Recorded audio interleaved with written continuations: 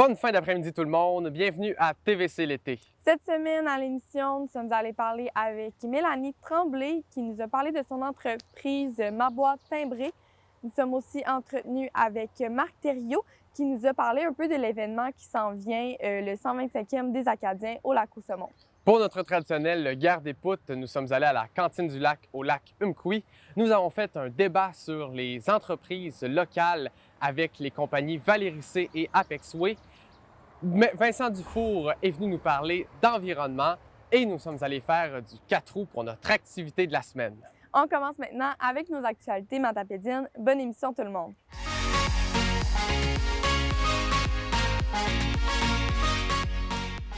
Voici vos actualités matapédiennes pour la semaine du 2 au 6 août. Pour la COVID, en date du 4 août, le Bas-Saint-Laurent comptait à peine 5 cas actifs. La Matapédia est rendue avec un cumulatif de 87 cas depuis le début de la pandémie. Un total de 150 592 premières doses de vaccins et 117 385 deuxièmes doses ont été administrées à la population du Bas-Saint-Laurent, ce qui représente 86 et 67 de la population admissible.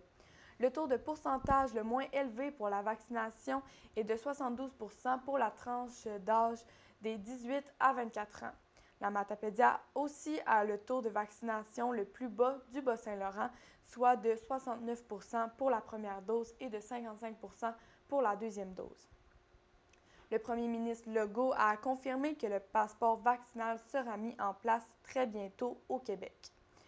M. Legault a déclaré que les personnes qui ont fait l'effort d'aller chercher leurs 2 doses doivent être capables de retrouver une vie quasi normale. Ainsi, les personnes qui sont adéquatement protégées pourront accéder à des activités non essentielles comme se rendre au restaurant.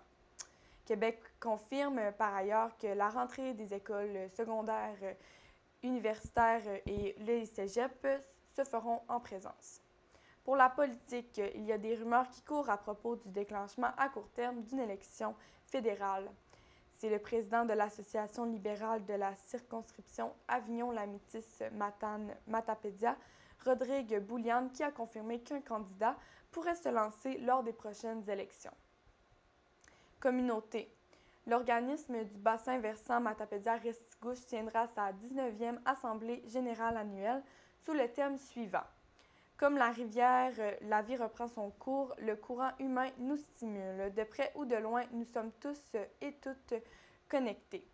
Toute la population est invitée à y participer. Pour plus d'informations, consultez le site www.matapediarestigouche.org/AGA. Venez encourager la Maison des jeunes d'Amqui lors de leur activité de financement qui se tiendra dès 18h avant le spectacle de Scott Pin Picard le mercredi 11 août prochain. Ça a lieu à l'Agora Lyon au parc Pierre-et-Maurice Gagné. Il y a eu malheureusement un grave accident de la route hier au lac Saumon. 3 personnes sont mortes, dont un enfant, à la suite d'une collision survenue vers 11 heures. Les 2 véhicules qui sont impliqués dans l'accident sont une camionnette et un véhicule lourd. Les 3 autres occupants de la camionnette sont des enfants qui ont été transportés dans des centres hospitaliers de Québec et de Montréal, vu leur état critique. L'accident s'est produit à l'intersection de la route 132 et de la rue Saint-Émond.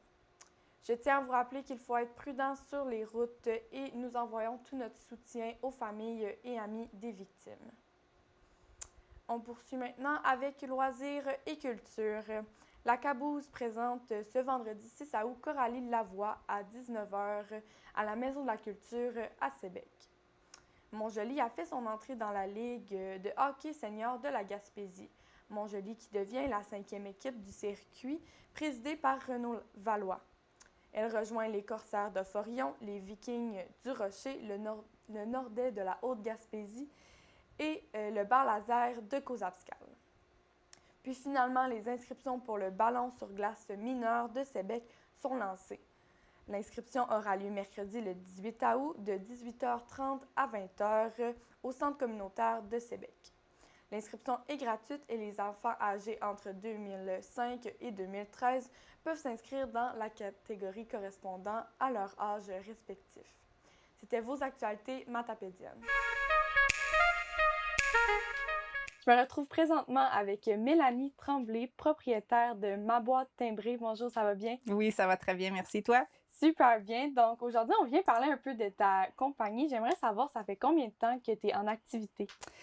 Ma boîte timbrée a été mise en marché officiellement au printemps 2016. Donc, ça fait 5 ans. Ça fait 5 ans et demi que c'est dans mon cerveau, mais 5 ans là, que je vends des produits. OK. Puis pour ceux qui sont moins familiers avec le concept, qu'est-ce que tu vends comme produit? Bien, en fait, moi, j'invente des bricolages, des activités pour les enfants de 0 jusqu'à 12 ans.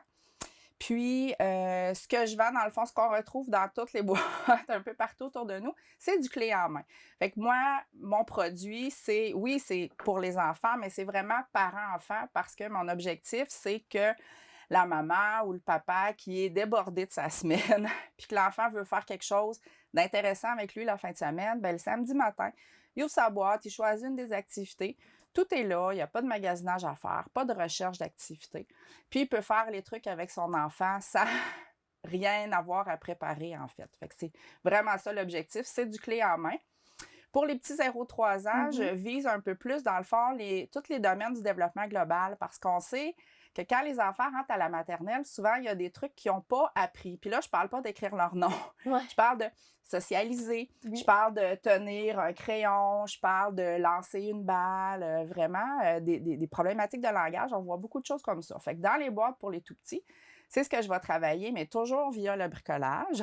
Les 3-7 ans, on trouve plein de thèmes variés. Puis les 8-12, mon objectif ultime, parce que moi j'ai une 12 ans, c'est d'essayer de les faire décoller de leurs appareils, de TikTok et compagnie. Fait qu'eux autres, à chaque fois, je leur propose un nouveau médium créatif. Okay. Cet été, il y en a qui ont découvert la calligraphie. C'est bon, il y en a, c'est sur le tricot, la couture, vraiment la peinture sur verre. Fait qu'il y a un paquet de médiums créatifs pour eux autres.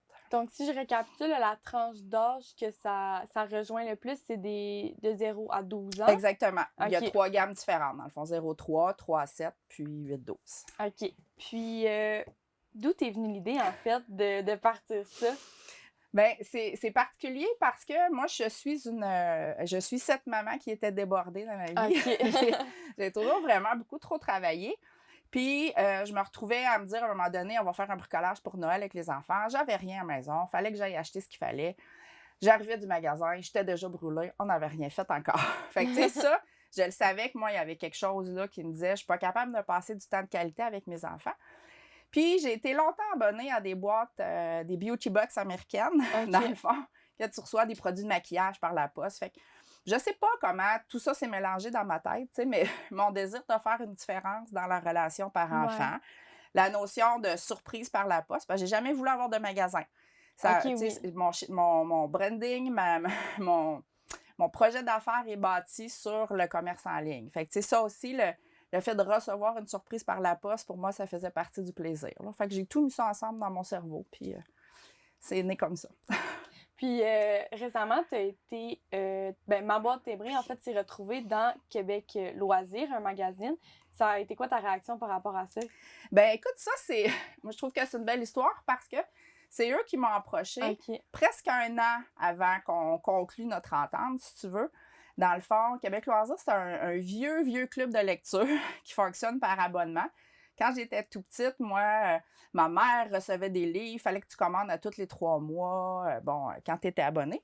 Ils se sont beaucoup modernisés, là. Ouais. c'est plus ce que c'était.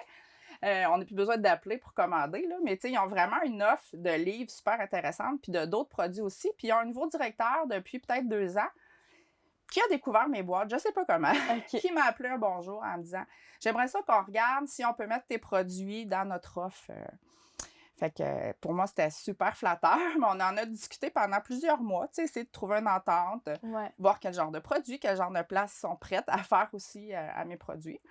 Puis au printemps, ils m'ont rappelé cette année en me disant « On est prêt à se lancer, si t'es prête, si t'es capable de fournir, on embarque. » Puis l'entente, c'était pour un catalogue, parce qu'ils en produisent 4 ou 5 par année. Fait qu'on a fait le premier catalogue. Je leur ai préparé, c'était 200 boîtes, cette première commande-là. C'était vraiment un test. Ils m'ont appelé à un moment donné pour me dire « Ça en prend d'autres, ça va vraiment bien. » Fait que, on leur en a envoyé d'autres, puis j'ai déjà signé pour le prochain catalogue d'automne, puis pour celui de Noël aussi. Wow, OK. Donc, Fait que... pour l'instant, c'est 3 apparitions Oui. dans ce magazine-là. Ouais. Puis là, tantôt, on a parlé un peu que tu étais juste en ligne. Est-ce qu'un jour, tu aimerais ça avoir peut-être une boutique ou que tes produits soient dans une boutique quelconque? Écoute, je dis pas non à ça. Le seul enjeu, tu vois, tu sais, toutes mes boîtes... Tu sais, ce que je vends, moi, c'est dans la boîte. Fait que c'est dur que, si tu vas dans un magasin de jouets, par exemple, parce qu'au début, je l'ai essayé avec une fille au Saguenay. Elle avait une genre de boutique cadeau fleuriste. Puis elle disait, si les gens connaissent pas tes produits, tu sais, la boîte, ça leur dit rien, ça les attire pas tant. T'sais.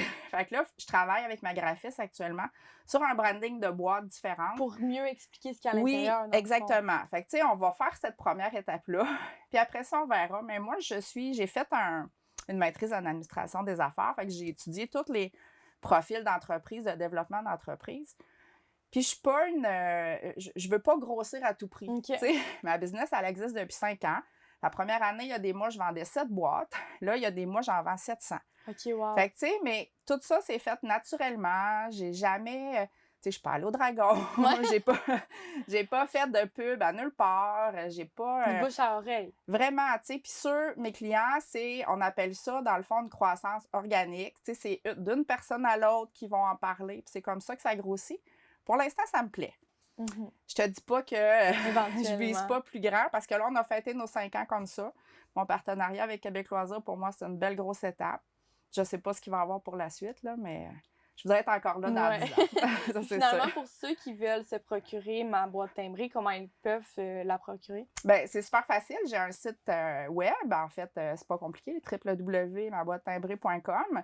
Sinon, j'ai une page Facebook. J'ai à peu près 13 000 abonnés sur ma page. Puis j'essaie d'être beaucoup active. Puis tous ceux du coin de la vallée ou de pas trop loin qui vont voir cette entrevue-là, bien, c'est possible de venir chercher vos boîtes à l'atelier aussi. Okay. Puis dans ce temps-là, moi, j'enlève à peu près 10 $ sur la boîte, qui est l'équivalent de ce que me coûte la poste en général. Fait que soit commander directement en ligne, m'écrire un petit message qui va venir les chercher, je peux faire le remboursement, m'écrire sur Facebook, il y a plein de façons, c'est facile. Parfait, mais merci beaucoup Mélanie pour cette entrevue. Ça me fait plaisir. Présentement avec Marc Thériault, qui est bénévole à l'événement du 125e des Acadiens qui va se dérouler dès le 15 août au Lac-aux-Saumons. Bonjour Marc, bonjour. Ça va bien? Ça va très bien. Parle-moi un peu de cet événement pour le 125e des Acadiens. Bon, l'événement comme tel, bon, disons, dure une journée et ça souligne le 125e de l'arrivée des Acadiens à Lac-aux-Saumons, des Acadiens qui venaient des îles de la Madeleine principalement en 1896. 2021 moins 125, 1896. Et à cette époque-là, ben, la vallée de la Matapédia et le Lac-aux-Saumons, ben, il y a presque personne. Il y a, sur la rive nord du Lac-aux-Saumons, où est le village actuellement, il y a au plus 10 personnes qui demeurent là. C'est un canton, il n'y a pas de municipalité, il n'y a pas de paroisse.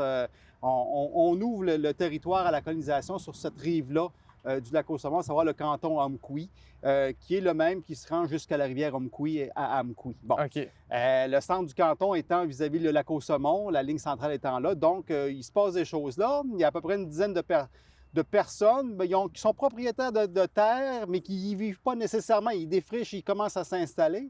Et en 1896, commencent à arriver les Acadiens des îles de la Madeleine qui, eux, n'avaient pas le droit, depuis la déportation de 1755, d'être propriétaires de leur terrain aux îles de la Madeleine.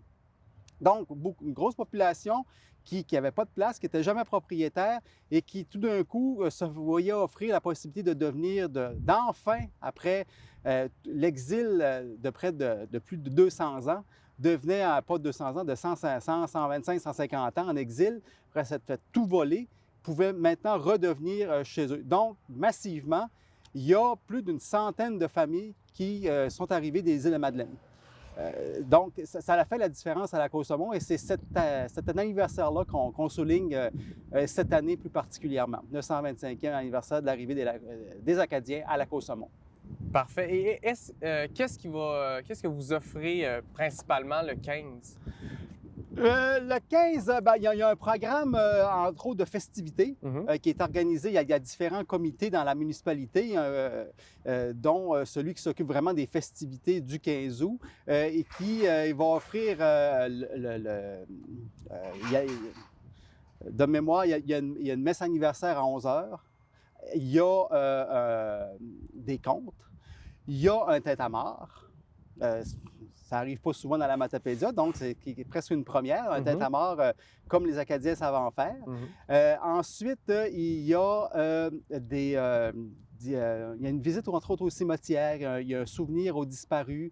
Et il y a aussi le dévoilement du projet, disons, plus commémoratif, qui va se faire, qui est commencé en partie, mais qui va vraiment se faire plus à partir de, disons-le, en fin de cette année, et puis il va se concrétiser en 2022. Le volet commémoration, c'est quoi?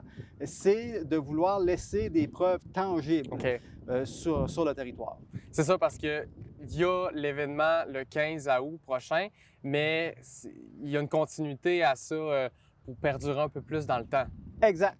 Un devoir de mémoire. Parce que, bon, même si beaucoup de gens sont de descendance acadienne, certains commencent à ne pas le savoir. Certains commencent à l'oublier et c'est rendu qu'il faut même parfois qu'on explique aux gens, ben oui, c'est le drapeau acadien, vous ne le connaissez pas, pourtant on n'est pas loin du Nouveau-Brunswick, mais il y a des nouveaux venus qui viennent, bon, qui ne sont pas au courant de ça, puis c'est mal enseigné, on ne se le cachera pas, dans les cours d'histoire, pour ne pas dire peu enseigné. Donc, devoir de mémoire, on a décidé que c'est pas vrai, que ça allait être oublié ou passé. C'est quand même la majorité à cette époque-là de la population qui est venue des îles de la Madeleine, qui s'est installée sur la rive nord du lac Au-Saumon et qui a, de façon évidente et marquée, a fait une différence dans l'histoire du territoire de lac Au-Saumon et de la Matapédia.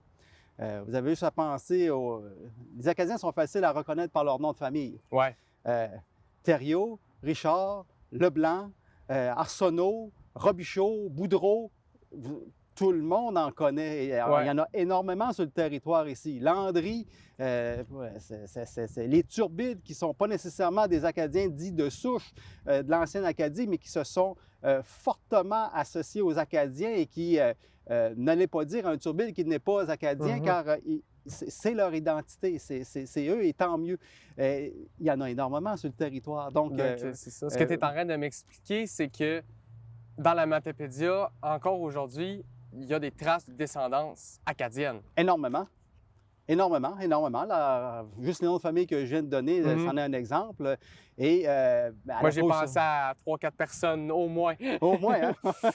C'est ça. Et j'en ai oublié. Il y a des noms qu'on voit moins, mais qui sont comme les Trahans. C'est moins populaire par ici, mais c'est typiquement acadien, les princes, etc. Donc, plus particulièrement à lac Au-Saumon, le drapeau acadien a toujours flotté. Le drapeau acadien qui est d'ailleurs le plus ancien drapeau du Canada moderne. Le drapeau du Canada actuel date des années 60. Le drapeau acadien date des années 1880. Le drapeau du Québec, des années 40. Donc, tu vois un peu la différence. Là. Les Acadiens se sont, depuis longtemps, dotés d'un drapeau, le tricolore étoilé. Puis, dernière question, le 15 août, les festivités, est-ce que c'est accessible à tous? Est-ce que c'est gratuit? Est-ce que c'est payant? C'est accessible à tous. Il n'y a pas d'activité payante. C'est entre autres le pique-nique qui a lieu à l'heure du dîner. Chacun apporte ses choses. Voilà, tout le monde est invité évidemment à participer au tintamarre. Il y a juste une règle à suivre. Il faut que tu aies quelque chose qui fasse du bruit. Puis, quelque chose aussi une décoration ou quelque chose avec du bleu, blanc, rouge, jaune. Les couleurs du drapeau acadien. Tu te présentes, tu fais du bruit. C'est ça. C'est le principe, il faut déranger. Puis, entre autres aussi, ce qu'il va y avoir dans les éléments qui vont être dévoilés pour la commémoration, la durée longtemps, il y a entre autres un monument qu'on veut être nouveau, unique, et qui, on l'espère, va faire boule de neige. On est associé avec on est en communication avec certaines associations pour faire en sorte que ce monument-là puisse être copié-collé dans d'autres communautés fondées par des Acadiens partout en Amérique du Nord. Qu'il y ait un monument représentatif et qu'on crée ainsi un réseau, un peu comme il existe actuellement avec les monuments de l'Odyssée acadienne, mais qui marquent plus les communautés fondées de 1755, année de déportation, jusqu'à maximum 1850. Nous autres, à Lac-Saumon, ainsi que plein d'endroits sur la côte nord, au Nouveau-Brunswick, ailleurs au Québec, ça a été fondé après 1850. Donc, on voudrait que ce monument-là soit là, qu'il fasse boule de neige. On a aussi un parc qu'on va réaménager qui maintenant va s'appeler Place de l'Acadie. OK. C'est ça. Rien de moins. Ça va être dans les noms. On va marquer le territoire. Et aussi, on a un réseau, un circuit patrimonial parce que les Acadiens se sont principalement installés dans les rangs. C'était les bonnes terres à l'époque plutôt que ceux du village, qui d'ailleurs ne sont pas restés des terres agricoles. C'est pour une série de bonnes et de mauvaises raisons. Okay. Et donc, un circuit patrimonial dans les rangs pour marquer aussi là, le territoire, dire voici, à cet endroit-là, c'est le lot un tel, c'est monsieur, madame une telle qui sont arrivés de telle famille en telle année, de tel endroit aux îles de la Madeleine. On a déjà certaines enseignes qui étaient là depuis 30 ans, mais qui sont un peu en décrépitude, qu'on va remettre au goût du jour. Et on veut, dans l'ensemble du projet, vraiment marquer l'ensemble des endroits où les Acadiens se sont installés à Lac-Saumon. Et pour plus d'informations sur l'événement, c'est où qu'on doit aller consulter? C'est quoi qu'on doit regarder? Bon, pour l'instant, pour plus d'informations, vous êtes invités le 15 août au dévoilement. OK? Sinon, les membres du comité, la municipalité peuvent vous donner les grandes lignes, mais c'est le 15 août qu'on peut avoir les détails de ce que sera ce legs patrimonial-là. Quant au programme de la journée et d'autres activités de l'année, le site de la municipalité de Lac-Saumon offre ces informations-là dès à présent. Parfait. Alors Marc, merci beaucoup d'être venu à l'émission. C'est un plaisir. Le 125e des Acadies, ça commence le 15 août prochain au Lac-Saumon. Venez en grand nombre.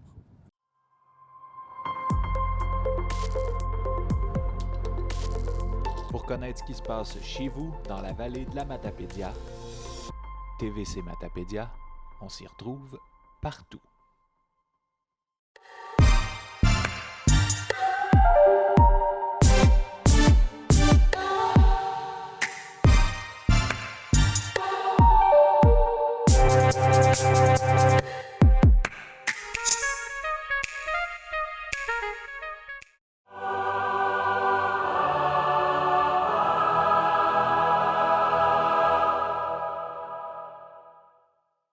Nous sommes maintenant rendus à notre traditionnelle guerre des poutres où à chaque semaine, nous allons visiter une cantine matapédienne pour manger une bonne poutine, la noter et finalement, à la fin de la saison, vous dévoiler qui est selon la TVC de la Matapédia, la meilleure poutine matapédienne. Cette semaine, on se retrouve à Saint-Zénon-du-Lac-Emkoui, à la cantine du lac. T'es-tu prêt, Christophe? J'ai extrêmement faim. T'as toujours faim pour une poutine. J'ai toujours faim pour une poutine. Allons-y.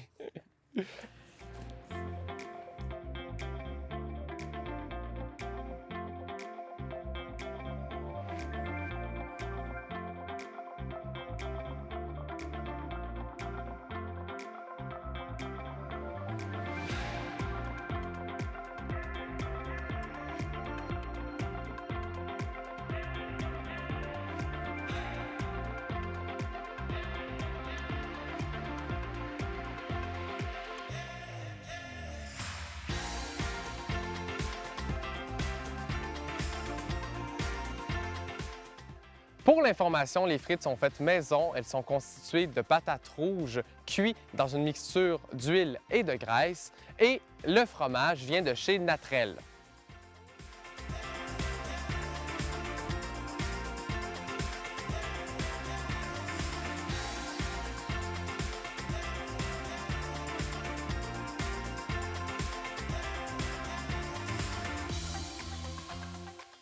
Soyez des nôtres la semaine prochaine parce que c'est déjà la dernière guerre des poutres. Puis c'est à ce moment-là qu'on va savoir finalement quelle cantine fait la meilleure poutine selon la TVC de la Matapédia.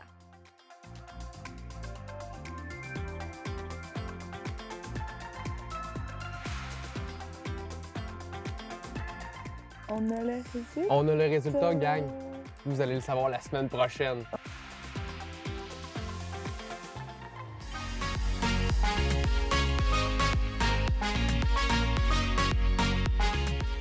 Nous sommes rendus à l'entrevue débat. Cette semaine, on a eu la chance de s'entretenir avec deux personnes qui possèdent des compagnies de linge dans la vallée de la Matapédia. Pour ma part, j'ai eu la chance de parler avec Valérie Canuel, qui possède la compagnie de linge Valérie C. Et moi, je me suis entretenu avec Miguel Marcoux, qui est propriétaire de la compagnie Apex Wave. Je me retrouve présentement avec Valérie Canuel, qui a ouvert sa compagnie de linge qui s'appelle Valérie C. Exact. Présentement avec Miguel Marcoux, propriétaire de la compagnie Apex Waves. Bonjour Miguel, ça va bien? Ça va bien, vous? Depuis combien de temps tu as commencé cette compagnie-là? Écoute, ça fait pas longtemps. J'ai ouvert mon entreprise en juin, le 10 juin dernier. Donc là, j'ai pas tout à fait 2 mois d'opération, mais c'est ça. Là, ça fait 1 an quand même que je travaille sur la compagnie. Puis tu fais ça à même ton appartement?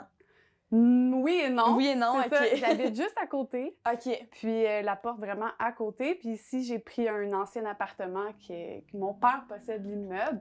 Puis j'ai été chanceuse, il s'est libéré l'appartement, donc j'ai pu le transformer en atelier finalement. On commence notre 3e année, mais ça a pris 2 ans à la créer. 2 ans de préparation. Ouais, mais là, c'est notre 3e année en activité. OK. Puis, pourquoi tu as parti une marque de linge? Pourquoi partir une marque de linge? Plusieurs raisons. La première, c'est que j'avais commandé en ligne une compagnie du UK. Puis quand j'avais reçu le stock, j'avais été déçu. Puis c'était des jeunes qui avaient cette compagnie-là. Fait que là, j'ai dit, si eux sont capables de faire ça, c'est sûr que je suis capable moi aussi de le faire. Puis la deuxième raison aussi, c'est que j'ai tout le temps aimé beaucoup le sport. Mais en vieillissant, j'ai commencé, je savais que j'allais jamais finir aux Jeux olympiques, mais je me suis dit, de quelle manière je peux me rendre aux Jeux olympiques sans être moi-même un athlète? OK. Fait qu'en faisant une compagnie de sport, puis en commanditant des athlètes, je sais qu'un jour, ça va finir. Comme là, justement, on a des athlètes qui sont aux Jeux olympiques. Mais on n'est pas encore assez, je te dirais, des gros commanditaires pour dire qu'on va avec eux aux Jeux olympiques ou des trucs comme ça, ou dans des compétitions X-Games, ou peu importe. Fait que ça, c'est la deuxième raison aussi, de me coller à des athlètes pour vivre la vie d'athlète. Fait que c'était une espèce de... pour accomplir une espèce de rêve sportif, ouais, c'est finalement. ça. Ouais. Ah, c'est intéressant. Oh mon Dieu, ça a toujours été mon rêve. OK. Oui. Moi, je suis dans la mode depuis plus que 10 ans, c'est sûr. Là. J'ai fait un premier deck ici à Amqui en comptabilité et gestion dans l'optique d'avoir ma propre entreprise éventuellement. Puis par la suite, j'ai été faire un autre deck en design de mode à Québec. C'est vraiment là que j'ai appris là, le vêtement, comment ça fonctionne, faire une collection, comment ça fonctionne. Puis j'ai fini à l'université, j'ai fait un baccalauréat de 3 ans là, en commercialisation de la mode pour avoir mon propre site Internet, me faire des contacts, connaître un peu l'industrie de la mode au Québec. Donc, après tout ce beau bagage-là, en ayant travaillé aussi en même temps là, à temps partiel dans différentes entreprises à Montréal et à Québec, mais là, je me sentais juste vraiment prête là, à me starter moi aussi, là, ma propre marque. Puis pourquoi revenir ici? Est-ce que c'est plus facile partir une compagnie en région ou... Ben dans mon cas, qui Ouais. est vraiment là, la mode, tu sais, coup de cœur, si je peux dire, c'est pas des basics, là, c'est vraiment autre chose. Je pense que c'est un peu le contraire initialement. Ça aurait été plus facile de démarrer en ville, simplement pour... Moi, je fais tout faire au Québec, mais c'est à Montréal et à Québec, là, les fournisseurs, donc je dois quand même me déplacer régulièrement. Par contre, ça s'est avéré qu'étant donné que l'appartement se libérait ici, être proche de ma famille, Ouais. eux, ils me donnent un coup de main là, incroyable. S'ils n'étaient pas là, j'aurais vraiment de la difficulté à continuer. Tout ce qui est ici, le mobilier a été fait par mon père et mon copain dans un garage qu'on a ici. Tu sais, en ville, je reste en condo. J'ai encore un condo, Ouais. mais je reste en condo, fait que je peux rien faire, là, finalement. C'est beaucoup plus compliqué puis plus dispendieux là, à Montréal, c'est sûr. Moi, je dis c'est 50-50. Ah ouais? C'est plus facile parce que tu as beaucoup l'achat local qui est super très bon, très fort. Surtout depuis la pandémie. Tout le monde en Ouais, parle. mais même l'achat avant local. ça, je te dirais que ça va être super bon, nous aussi, de notre côté. Ce qui est plus difficile, c'est au niveau du transport. Ça va me coûter plus cher shipper un colis à Amqui, nous on est à Québec, versus shipper un colis à Montréal. Ah ouais? Ouais. Puis ça me coûte encore moins cher shipper, exemple, aux États-Unis. Des fois, ça dépend quel secteur. As-tu une théorie du pourquoi c'est plus cher? C'est des prix de masse. Eux autres, ça marche avec Montréal, il y a tant de shipping qui va se faire. Amqui. Exemple, on vient un colis Amqui, ça va me coûter peut-être bien 15, 14. Montréal, c'est 12 $. OK, parce qu'il y en a plus qui partent. Ben, il y en a plus qui est à Montréal. Fait que là, quand tu vas shipper, exemple, aux États-Unis, des fois, ça va me coûter 8 $. OK. Fait que, tu sais, c'est vraiment tout dépendamment. Puis en général, ben ouais, c'est ça. 50-50. Tu as beaucoup plus d'influenceurs, d'athlètes, des trucs comme ça qui vont savoir dans le coin de la ville, de Montréal, versus ici, c'est un peu plus limité. Mais ici, tu vas faire des quoi, les gens vont beaucoup plus participer, tout le monde va plus se connaître, versus t'es en ville, tu crées une compagnie, le monde va s'en foutre de toi. Là. OK, ouais. Ici, c'est pas pareil. Là. Ouais, parce qu'ici, il y a aussi un principe qu'il n'y a pas beaucoup de compétition. On ne veut pas, parce qu'on est moins nombreux. Non, c'est ça. Puis en étant en ligne, que tu sois n'importe où, ça change absolument rien. Ouais. Puis là, t'en as parlé un peu, mais tu fabriques ton linge où exactement? C'est ça, j'ai 2 fournisseurs. J'en ai un à Québec, les productions ARN, et j'ai Mode Vienna à Montréal. Vraiment 2 belles entreprises. J'ai une grande partie qui est fabriquée en Asie, puis j'ai une partie qui est fabriquée aussi au Québec. OK. Comme la dernière collection qui est sortie, ben elle est faite 100% dans le fond au Québec. C'est sûr que plus que tu essaies de faire des vêtements techniques, le faire fabriquer au Québec, c'est pas mal plus difficile. Un T-shirt, un hood, fabriqué au Québec, il n'y a pas de trouble, c'est correct. Là. Mais quand tu vas dans... Mais quand tu vas dans le technique, c'est vraiment beaucoup plus compliqué. Ou bien il faut que c'est toi, il faut qu'il y ait ta shop à toi. OK. Puis après ça, quand il faut que tu fasses des plus grosses quantités, ben ça devient bien plus compliqué. Là. Je connais plus vraiment beaucoup de marques qui font du technique au Québec. Là. Puis eux qui le font, j'en ai contacté. C'est le petit shop, ils font des petites quantités. Puis ça ressemble à ça. Puis qu'est-ce que tu penses un peu des multinationales qu'eux, ils vont faire leur linge dans des pays, mettons, sous-développés, donc ils payent moins cher leurs employés. Pour toi, qu'est-ce que tu en penses? C'est une énorme question. Ouais, on pourrait en parler pendant des jours et des jours. Basiquement, là, moi, je tenais à ce que ma production soit locale. Je pense qu'au Québec, surtout, au Canada, entre autres, mais je veux dire au Québec, on perd peu à peu de cette main-d'œuvre-là, ce qui est triste. Pourtant, les gens sont très bons. Là. On a vraiment une belle expertise ici. Ouais. Fait que je tiens vraiment à encourager ces entreprises-là qui persévèrent, qui continuent là-dedans. Il y a aussi des nouvelles entreprises. Ma compagnie là, avec laquelle je fais affaire à Québec, c'est nouveau. C'est des jeunes qui sortent de l'école, qui sont passionnés. Ils ont des excellentes conditions de travail. C'est agréable de travailler avec elles. Je dis elles parce que c'est toutes des filles finalement, mais avec eux. Puis, c'est aussi, il y a une flexibilité qu'on n'a pas avec les entreprises outre-mer. Ouais. Si on met de côté là, les conditions de travail des fois qui sont déplorables et tout ça, c'est aussi une question justement, oui, de flexibilité, d'expertise ici, mais quand on a des petits besoins là, dans les détails et tout ça, là-bas, il faut faire les coins ronds. Là. Ouais. Tandis qu'ici, je peux prendre le temps de développer quelque chose qu'on ne retrouvera pas dans un magasin grande surface qui produit ailleurs, entre autres. Mais je préfère moins rentrer dans le côté environnemental, éthique, parce que c'est long. Ouais. Il y a des belles lectures qui se font là-dessus. Sur mon site Internet, j'en parle aussi, donc je vous invite à aller voir l'information. Il y a plein de contextes à comprendre aussi dans d'autres pays. Exemple que j'avais déjà écouté un reportage là-dessus. C'était quelle compagnie ici? Non, c'était Patagonia qui parlait que... Patagonia, c'est une compagnie très... Les autres, ils ont le temple, je ne sais pas c'est quoi le nom de ça, mais ça veut dire qu'ils sont vraiment tous vraiment 100% écologiques et les employés sont très bien payés. Exemple, tu fais fabriquer tes vêtements en Asie aux Philippines. Mais toi, si ils vont avoir des très bons salaires, mais toi, si tu décides que tu vas donner, exemple, le même salaire qu'ils gagnent aux États-Unis, bien là, tu viens de tout chambouler leur système économique là-bas. Ce qui veut dire que qui va vouloir devenir médecin si eux autres, tu vas, mettons, exemple, couper des vêtements, puis tu gagnes 3 fois le prix d'un médecin. OK, ouais. Fait que là, tu chamboules, en fait, leur système économique. Ces usines-là, souvent, dans ces compagnies-là, vont avoir des très bons salaires. Jamais le même qu'ici, parce qu'ils ne peuvent pas faire ça. Parce que le gouvernement va dire, non, tu ne peux pas faire ça, parce que là, j'ai plus personne, moi, qui va vouloir aller faire telle étude. Le rendu, c'est plus... Le problème, c'est pas nécessairement tout le temps les multinationales, c'est le pays en santé où ils sont, tu sais. OK, ouais. Tu comprends? Ouais, je comprends. Ben, 100% des, comme exemple, H&M, Forever... des trucs comme ça, qu'eux, ils vont vraiment faire de la pression pour des usines. Tu sais, des grosses compagnies comme North Face, Patagonia, Nike, Arc'teryx et compagnie. Tu sais, souvent, eux, ont vraiment, les employés ont des bonnes conditions. Parce qu'on a même déjà essayé de rentrer en contact avec des usines qui faisaient du North Face, puis, tu sais, je veux dire, c'est des grosses usines, les employés ont vraiment des bonnes conditions. Puis pour entrer dans ces usines-là, c'est compliqué, là. Mais en même temps, ils ont un peu pas le choix, parce que quand tu es une grosse Ah, compagnie, ils ont plus le choix, ils ont tu le peux spot, pas... là. Ouais, parce que sinon, ils seraient faits rapidement, là, parce que ça se saurait, là. Tu sais, il y a eu des gros scandales. Puis aussi, des fois, ce qui se passe, c'est que toi, tu vas faire affaire avec ton usine. Puis l'usine, sans que tu le saches, elle peut faire affaire avec un sous-contractant. C'est ça que ça avait déjà passé, les scandales avec Nike, il y a plusieurs années, là. C'est que c'était des usines que Nike, eux, travaillaient, pensaient que tout était correct, puis que ces usines-là faisaient affaire avec des sous-contractants pour qu'eux devaient avoir des moins belles conditions. Mais tu sais, des exemples des compagnies comme nous autres, tu connais toutes tes usines, c'est trop des petites quantités, tu sais, genre...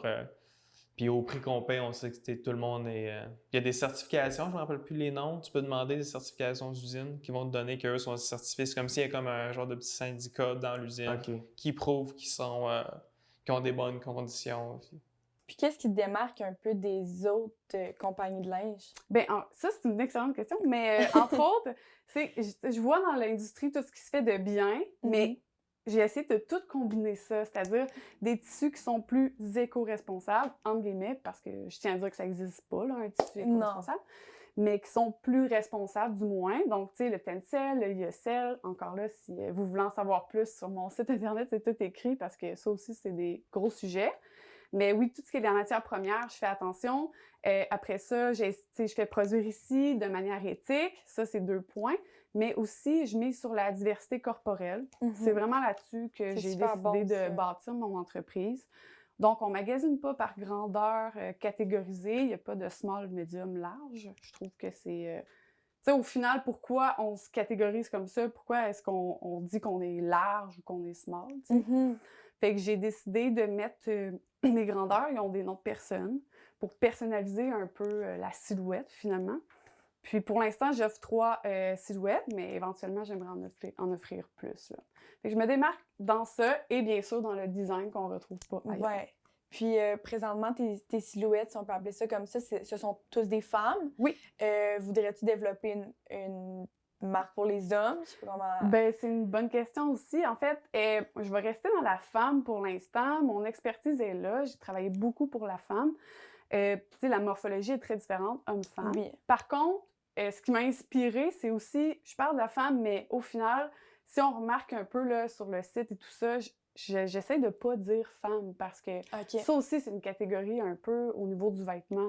T'sais, moi, j'ai des amis qui portent des vêtements qu'on dit pour femmes, mais au final, ils portent qu'est-ce qu'ils veulent. T'sais, des talons, moi, j'en ai beaucoup d'amis qui portent des talons, puis c'est juste normal. On devrait porter ce qu'on veut. Fait que je pense que n'importe qui peut porter mes vêtements. Oui. Mais oui, éventuellement, ça pourrait être intéressant d'offrir peut-être avec une morphologie plus masculine, finalement. Puis pour revenir un peu à ta compagnie, qu'est-ce qui te démarque des autres compagnies de vêtements? Nos valeurs, je pense, là.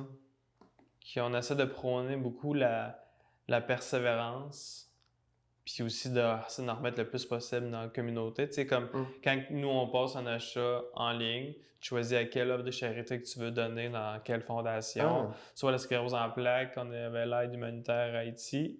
Puis la troisième, c'était pour les animaux en Afrique, une espèce d'éléphant en protection.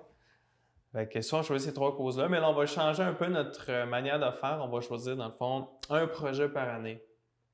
Exemple, soit qu'on dit que cette année, c'est un terrain de basket à Haïti. Fait que là, c'est ça, on pousse là-dessus. L'année suivante, ça pourrait être, exemple, une patinoire dans le Grand Nord, une patinoire extérieure. Vraiment plus par projet. Là. Vous allez parrainer des projets, finalement? Oui, plus dans ça. C'est là, au lieu de donner dans des œuvres de charité, ouais. Ah, c'est une excellente idée. Comme ça, ben, en gros, de ce que je comprends, c'est genre les gens vont acheter un vêtement puis il va avoir un pourcentage. C'est ça, nous, on donne un pourcentage à redonner à une fondation. Oui, c'est ça, à cette fondation-là. C'est très, très bien pensé. Puis, comme dernière question, pour ceux qui désirent se procurer vos vêtements, où peuvent-ils le faire? En ligne, apexways.com, Sport Expert Amqui. Il y a le Sport Expert à Gaspé aussi. On a un magasin à Chandler. Sinon, les gens en ville, il y a Bromont. On est dans un magasin à Bromont aussi. Pour l'instant, ça ressemble à ça. Sinon, c'est tout en ligne, ça se passe. Puis pour ceux qui désireraient se procurer tes vêtements, où est-ce qu'ils peuvent le faire? C'est directement sur mon site internet, www.valeriecdesign.ca. Mon site est transactionnel, évidemment. Aussi sur Facebook, Instagram, là, on peut se rendre directement sur le site web.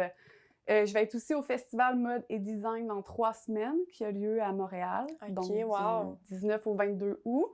Je vais essayer de participer au plus de petits pop-up shops et semaines de mode qu'il y a au Québec le plus possible. Puis aimerais-tu éventuellement avoir ta ligne de vêtements dans des magasins? Pour l'instant, c'est en ligne, ça te convient? Pour l'instant, c'est en ligne. Je pense que c'est vraiment le futur. Si les retours sont faciles à faire, la livraison est gratuite, je vois pas pourquoi ça devrait être plus compliqué. Par contre, oui, j'aimerais bien avoir quelques points de vente là, qui ont un peu la même philosophie que moi. Là. Ça pourrait être intéressant. Bien, merci beaucoup, Valérie. Bien, merci à toi. Merci beaucoup. Miguel, Marco, merci beaucoup d'être venu à l'émission répondre à mes questions. Ça fait plaisir.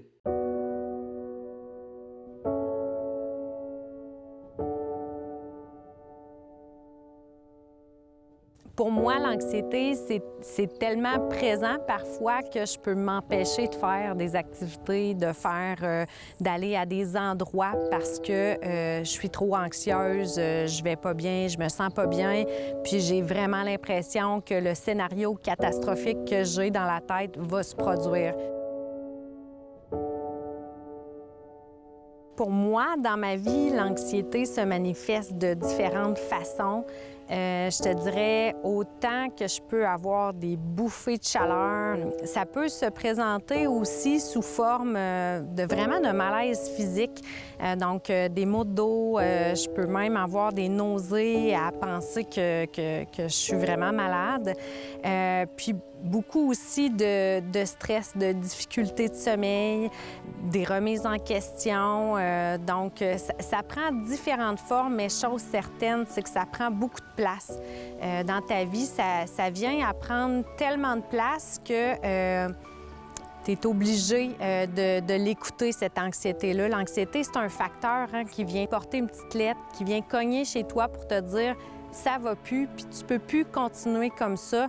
Tu dois changer des choses dans ta vie pour avancer. Donc, tu peux essayer de l'ignorer, de le tasser, mais ça finit toujours par te rattraper. Puis, il y a un matin, entre autres, où carrément, j'avais des étourdissements, je pouvais plus me lever. Donc là, c'était signe que c'était trop puis qu'il fallait vraiment que je passe à l'action.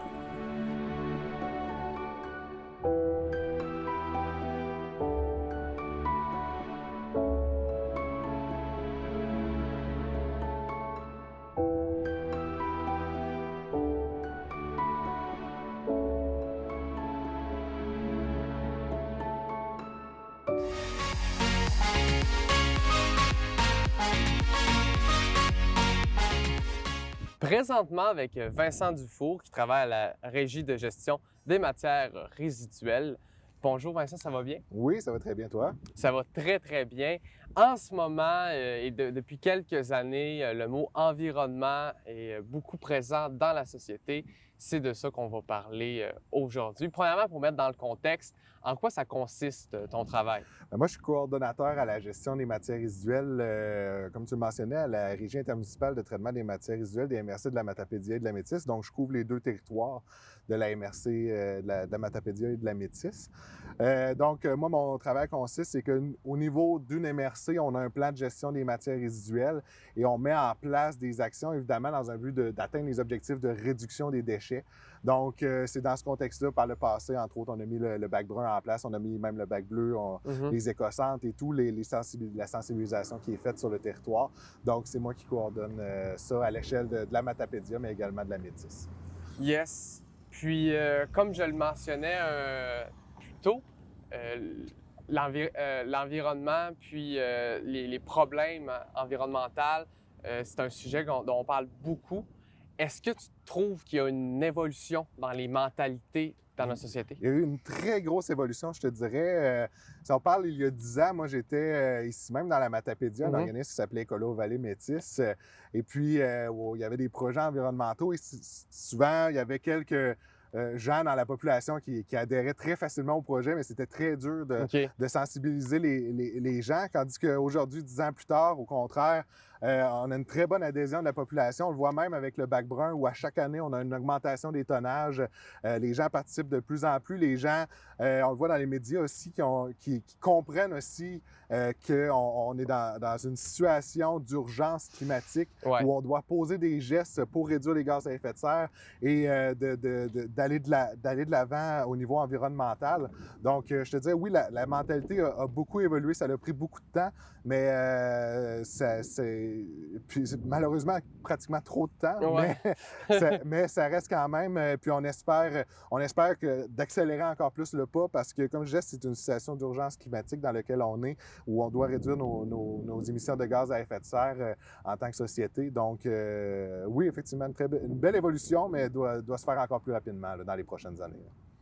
Oui, puis pour atteindre justement cette perfection environnementale-là, ça a été quoi vos mesures que vous avez mis en place? Oui, bien, au niveau de la gestion des matières résiduelles, il y a différentes mesures. On peut remonter au début des années 2000 où on avait mis en place le bac bleu qui maintenant, on avait fait des sondages en 2017, 99,9% de la population s'est très, très bien intégrée à utiliser son bac bleu. Depuis 2015, dans la Matapédia, comme je mentionnais, on a le bac brun qui a été instauré, un début un peu lent, mais ça avait été la même chose avec le bac bleu. On a fait des campagnes de sensibilisation, campagnes porte-à-porte, entre autres, dans les différents médias, par la poste. Donc, continuer à sensibiliser les gens. On était dû pour faire une autre campagne porte-à-porte, mais évidemment, la pandémie est arrivée. Ça devenait un petit peu gênant de dire qu'on va faire du porte-à-porte en temps de pandémie. Présentement, on travaille beaucoup au niveau des commerces. Même cette année, on a une personne qui va dans les commerces. On fait l'implantation du bac brun dans les commerces, entre autres au niveau des restaurants, au niveau des épiceries. Et entre autres, on a une personne qui fait les autres commerces aussi parce qu'il y a encore du travail à faire au niveau du carton, au niveau des matières recyclables qui, malheureusement, se retrouvent encore trop à l'enfouissement quand ils devraient se retrouver dans le bac bleu. Oui. Puis justement, parlant des commerces, depuis quelques temps, les commerces utilisent beaucoup une technique de sacs réutilisables. Il y a moins en moins de sacs en plastique et même de sacs en papier qui sont donnés dans nos commerces, dans la Matapédia. Mais c'est une bonne chose, mais ce n'est pas que ça. Il y a d'autres choses aussi qui polluent dans nos commerces. Est-ce que vous commencez à penser à des solutions pour la prochaine étape? Oui, bien effectivement. En fait, pour revenir au sac de plastique, on a adopté au niveau de la MRC en 2020 une stratégie de bannissement des sacs plastiques. Donc, qui même si les gens pensent « Ah, je le mets dans le bac bleu, c'est pas grave », mais même, il y a de la misère à être recyclé. C'est une matière qui est très difficile à recycler, qui a peu de marché. Le marché qu'il y avait avant, c'était la Chine. Et envoyer ces matières en Chine, puis souvent, ça pollue plus que d'autres choses. Ça pollue plus que d'autres choses. Puis en Chine, bien souvent, on sait que en réalité, on mettait juste l'enfouissement ailleurs dans le monde. Donc, on a travaillé beaucoup sur les sacs de plastique parce qu'il y avait une problématique très importante maintenant, mais il y a d'autres produits de plastique, les produits de plastique à usage unique. Je vais donner l'exemple dans la Métis, où dans la Métis, les élus ont eu une volonté. Quand on a présenté la stratégie de bannissement des sacs plastiques, ils nous ont dit « Nous, on veut pas juste les sacs plastiques, vous devriez aller plus loin. Les produits de plastique à usage unique, on parle des ustensiles de plastique, des pailles et tout ça. Donc, dans la Métis, en fait, on a adopté une stratégie de bannissement des produits plastiques à usage unique et l'ensemble des municipalités ont adopté la réglementation qui vient avec. Donc, je vais donner l'exemple de Montjoly. En fait, il y a une réglementation avec un moratoire jusqu'à cet automne où, à partir de cet automne, en fait, les commerces ne pourront plus. On va donner l'exemple d'une cantine. L'ensemble des produits, on achète une poutine, par exemple, doit être dans un contenant qui est recyclable, donc pas en styromousse. Ça peut être dans un carton. Il y a des exemples de restaurants ici, à Amkoui même, qui maintenant s'est rendu 100% compostable. Les ustensiles également ne peuvent pas être en plastique, doivent être en compostable. Les pailles en carton, on l'a vu dans certains sites de restauration rapide, où est-ce que c'est rendu avec des pailles en carton. Donc, il va y avoir une obligation d'aller dans cette direction-là. Puis on sait que ça se passe aussi au niveau fédéral, là, que cette réflexion-là par rapport à ça. Mais on est dans les précurseurs dans la région là, à mettre ça en place. Et dans la Matapédia, éventuellement, on espère que ça va s'en venir. Qu'est-ce que tu penses des restaurateurs qui veulent pas aller au vert parce que c'est plus dispendieux? Bien, nous, la stratégie, puis souvent, on a eu cette réflexion-là aussi, on dit, évidemment, quand on met ça dans une épicerie, on va parler, entre autres, mettons, le styromousse pour la viande, par exemple. Lorsqu'on met un produit qui, par exemple, va être compostable ou autre, plutôt qu'un styromousse, bien, c'est sûr qu'il y a tout le temps un petit prix de plus. Puis là, évidemment, c'est les consommateurs qui payent. Nous, présentement, nos stratégies, on les a axées sur les produits qu'on pourrait dire de luxe, qui n'est pas un produit de base. Donc, dans le fond, le styromousse... Par exemple, une poutine. Par exemple, une poutine. On parlait, entre autres, des crèmes molles. Quand on va chercher une crème molle ou un sundae dans un contenant, bien, le contenant il devrait être compostable. Si c'est un peu plus cher, bien, si tu payes 25 cents de plus, ben c'est quand même le prix payé. Parce que si on payait le vrai prix que ça nous coûte au niveau environnemental sur nos produits qu'on achète, on trouverait que ça coûterait pas mal plus cher. Présentement, on vit à rabais sur ce qu'on achète dans les commerces, mais on fait ça sur le dos de l'environnement. Fait que donc, c'est un petit prix à payer là, pour pouvoir s'assurer au moins d'avoir un environnement puis d'avoir un monde plus viable pour les générations futures. Ouais. Puis, comme dernière question, c'est quoi tes conseils? En tant que citoyen, qu'est-ce qu'on peut faire pour avancer la cause? Bien, ce qui est très simple au niveau des citoyens, c'est l'application des 3 R. Réduction à la source. Est-ce que j'en ai besoin? Est-ce que je peux le remplacer par quelque chose? Réutilisation, acheter des produits que je vais pouvoir réutiliser au maximum. Quand j'ai produit avant de le jeter ou même de le recycler, est-ce que je peux les réutiliser? Finalement, le recyclage, d'utiliser son bac bleu, son bac brun, d'utiliser les services de l'écosystème de la Matapédia. C'est très, très simple. On ne demande pas une grosse réflexion, mais c'est aussi simple que ça. C'est juste de penser, même quand on regarde nos poubelles, qu'est-ce qui aurait pu ne pas y aller? Qu'est-ce que j'aurais pu faire de différent que je n'aurais pas mis dans ma poubelle et réduire ainsi mes déchets? C'est aussi simple que ça. Puis, penses-tu aussi que dans nos maisons, le grand problème au niveau de l'environnement, c'est la surconsommation? La surconsommation est un énorme problème, puis en même temps, on se fait imposer un modèle de société qui encourage la surconsommation. Nous, c'est sûr ça fait longtemps qu'on travaille à renverser cette tendance-là de surconsommation au niveau de l'environnement, de dire achetez ce que vous avez besoin seulement, achetez local, achetez vraiment de proximité, qui est produit le plus localement possible également, parce que oui, il y a l'aspect des déchets, mais il y a tous les gaz à effet de serre qui sont liés. Quand on achète un produit qui vient de Chine, bien, ton produit a été transporté, ton produit... en plus, ça, c'est sans compter l'aspect humain, parce qu'il a été fait dans des conditions qui sont pas toujours parfaites. Tandis que quand tu achètes un produit local d'une entreprise locale, bien, tu sais d'où ça vient de proche. Souvent, justement, le producteur local va avoir plus tendance à avoir une bonne réflexion, à dire, bien là, je vais travailler à ce que mon environnement, parce que c'est chez nous que je veux protéger l'environnement. Donc, c'est d'avoir ces réflexions-là là, qui est important. Là. Donc, Vincent Dufault, merci beaucoup d'être venu à l'émission pour parler de l'environnement, qui est un sujet quand même assez sérieux dans notre société actuelle, en espérant que ça vous a donné des pistes de réflexion pour mieux consommer et pour être plus écologique. Pour moins consommer. Pour moins consommer surtout, exactement.